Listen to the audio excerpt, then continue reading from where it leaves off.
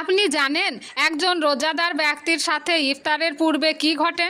হজরত মুসা আলাইহিসসালাম একমাত্র নবী ছিলেন যিনি আল্লাহর সাথে ঘন ঘন সাক্ষাৎ করার বায়না করতেন এবং আল্লাহ তাকে সেই সুযোগটাও দিত।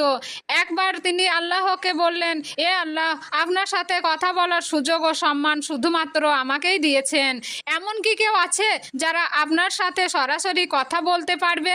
জবাবে আল্লাহ বললেন, এ মুসা, শুনে রাখো, তোমার পরবর্তী প্রজন্মে আমি এমন একটা প্রজন্ম সৃষ্টি করব যারা হবে আমার হাবিব হজরত মোহাম্মদ সাল্লাল্লাহু আলাইহি সাল্লামের উম্মত। এরা রোজা অবস্থায় ইফতারের আগে যে দোয়া করবে সেই দোয়া আমার কাছে সরাসরি পৌঁছে যাবে। সুবহানাল্লাহ।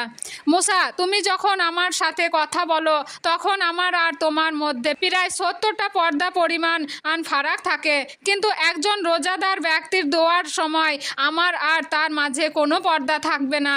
তার